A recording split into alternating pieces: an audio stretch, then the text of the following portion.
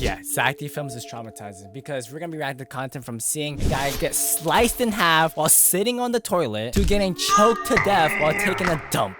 Just as you're about to wipe, a man in a red cape asks, red paper or blue paper? Legend says that if you choose red, you'll be slashed to death, and your clothes will be soaked in blood. But if you choose blue, you'll be strangled until your face changes color. Now you might think you can trick him by choosing yellow, but that just means he'll dunk your head in the toilet, holding you there until you drown. That's just traumatizing, bro. What? Are we serious? Now I'm watching this while on the toilet, bro. This is scary, bro. They dipped the matchsticks into a white phosphorus paste to make the matches, breathing in the fumes as they worked. Soon, they developed toothaches. Then their gums began to swell, and eventually, pus oozed from their jaws. You see, the phosphorus was eating their bones from the inside out until chunks of their jaw died and fell away. The dead bone even glowed faintly in the dark. If the dead parts weren't removed, the infection spread, killing the girls slowly and painfully. That's traumatizing. Oh, this was unrealistic. Give your animators another raise, bro. If Yellowstone erupts, the explosion will be bigger than 100 nuclear bombs. What? It would spew out enough lava that every town within 50 miles would be erased. Ash would fill the skies, blocking out the sun across the entire country. Whoa. Without it, crops will fail, animals will die, and humans will starve to death. Now, there are actually 12 of these supervolcanoes spread across the Earth. And if just 2 went off at the same time, it would be enough to end the entire human race. Are you serious? Wait, what the frick? No, that's actually scary, bro. This is actually traumatizing, bro. Zack Films never fails to traumatize us, but like, it's kind of scary, bro. Thought that we could all die if 2 volcanoes erupted. The king gave each boy a seed and told them to grow the best plant they could. You see, the king was old and was trying to find an heir to the throne. One boy named Ping loved gardening. He watered his seed, gave it sun, and used the best soil. Keeping close watch, he waited for a sprout, but nothing ever grew.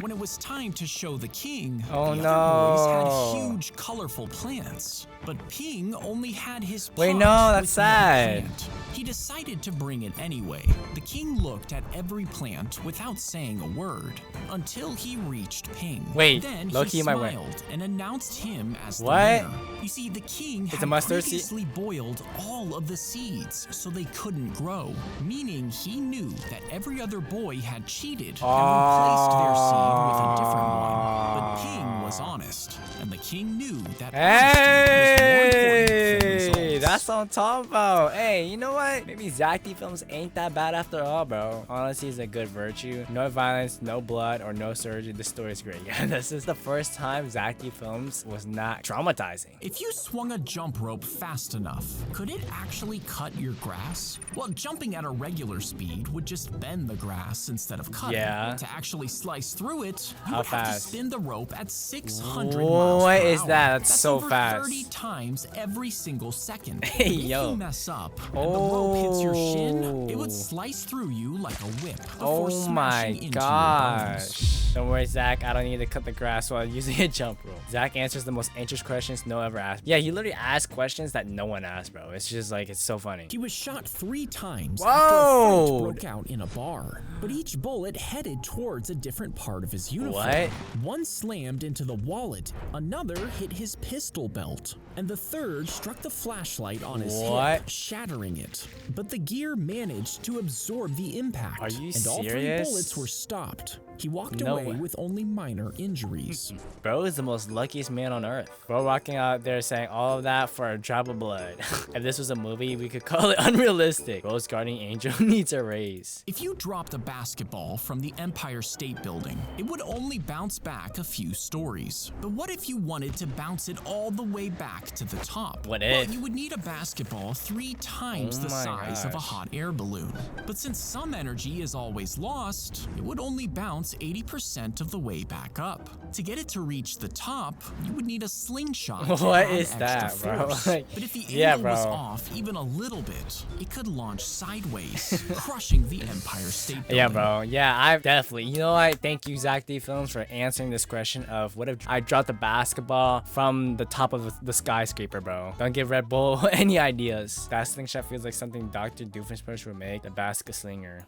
They stumbled onto a landmine, which blew off the soldier's leg. You see, they had run into a forgotten minefield from a completely different war. And even though it ended 17 years earlier, hundreds of mines had been left there. Now, they tried to stay still and call for a rescue helicopter, but as another soldier ran to help, he Bro, this guy's sold! triggered a second mine.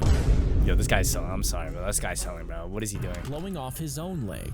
Finally, the helicopter arrived, but as it hovered, the wind set off a third mine, which sent shrapnel into another soldier before they were finally rescued. That's unfortunate. How did the wind... Yo, the fact that the landmines were from a totally different war and years later still serve a purpose as well, yeah. Me trying to fix one problem and create 3 more. This sounds scary as hell. I'm glad they were rescued, bro. Yeah, unfortunate to this guy that died because of the wind. Imagine dying to the wind, bro. The camera scanned the cube's colors in real time using machine vision. And custom AI is cheating, bro. algorithms instantly calculate the most efficient moves to solve the cube. High-performance motors twist each side of it, with each turn lasting less than a millisecond. And the cube is completely solved in just 1/10 of a second, 30 times faster than the fastest human. Meaning, if you try to watch it, it will look like it's being solved instantly. A woman climbed into a giant redwood tree to protect it from being cut down. At first, people thought she'd come down after a few days, but weeks turned into months. What is this? She lived on 2 small platforms and used ropes to hoist up supplies.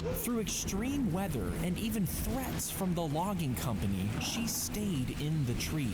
Finally, after 738 days, the logging company agreed to protect the tree and nearby forest, and she climbed down. What? Okay, yeah, that's some dedication, bro. Her dedication to protect the forest is absolutely insane. Respect to her. Who helped her with the supplies and the food is a real one. Yeah, bro. Like, what the frick, bro? If you use a pore strip, an adhesive patch forcefully rips out blackheads from your nose, but it also strips the skin of its natural oils, which disrupts its protective barrier. This causes the skin to produce more oil to build the barrier back up, which can clog up your pores. And if you do this enough, it can actually end up causing you more blackheads. Well, W loop though. We finally realized why a business still exists.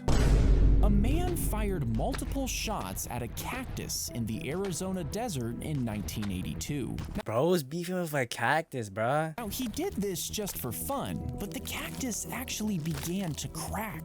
And this cactus was a saguaro, standing at over 20 feet tall and weighing thousands of pounds. Suddenly, a massive piece of the cactus broke off and came crashing down on the man. He was instantly crushed under its weight and killed on impact. Bro lost to a cactus. Losing a gunfight to a cactus is a new low. That's what I'm saying, bro. If I die, you're down with me at a cactus, bro. The cactus really said, "How to go on, bro. My turn now." Man shoots for absolutely no reason. We ain't doing this no more, buddy. At a 1993 Bulls game, this happened. Oh.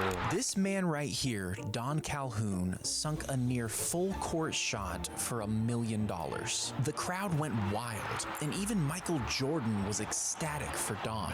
But there was a problem. The insurance company that backed the contest refused to pay Don his $1 million prize. And this was because of a loophole. In the contest rules, it was stated that the participant couldn't be a trained basketball player, and Don had played basketball in college, which technically disqualified him. But at this point, the Calhoun shot was viral. Everyone saw it and supported Don, which led to a solution. With the help of Michael Jordan, the Chicago Bulls, and 2 other donors, Don would receive annual installments of $50,000 over 20 years. That's what's up, bro. Insurance companies, what did you expect us to do? Pay you? Yeah, honestly, insurance companies are a scam, bro. If you shot a 50 caliber caliber round at a cast iron skillet. The bullet would go right through it with ease. But what would happen if you stacked 10 of these skillets in a line and then shot? This is a Mr. Beast type video, bro. The bullet would go right through all 10, but each skillet would absorb significant energy, slowing the bullet dramatically. As it continued, it would lose more force with every impact, stopping at around the third skillet. I knew it! What the heck? Hey, W prediction. How did you die? Not enough skillets. The man fell onto an air hose, and the nozzle pierced his butt.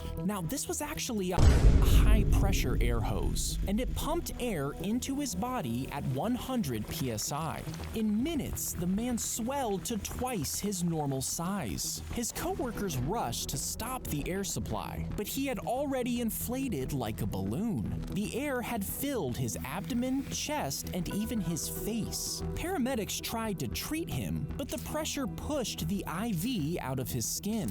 The man deflated back to normal after 3 days and ended up living. Hey, that's good, but that looks traumatizing. Burning that much gas has to be one of the greatest relief you ever had, bro. That's crazy, bro. Ended up living? Yeah, feel, bro. That was really scary. If you pass out, most people think you could swallow your tongue and choke, but that's not actually what happens. You see, when you lose consciousness, the muscles in your tongue relax to a certain degree, and it can fall to the back of your throat and block your airway, but your tongue is also anchored onto the bottom of your mouth by a strong, flexible tissue, and this makes it almost impossible for you to actually swallow your tongue. Nice. Yeah. Great to know, Zach. The animals are getting more terrifying every day. New York City streets were covered in horse poop in the late 1800s. Why is he tripping on the horses pulling on the streets every day. That's the city nasty, struggled bro. to manage the massive amounts of waste. Oh my gosh. gosh. And unsanitary conditions were That's unbearable. Bad. The poop also attracted flies and rats, creating further health hazards. Now, they tried to impose regulations to control the problem, but it wasn't really fixed until the automobiles started replacing horses.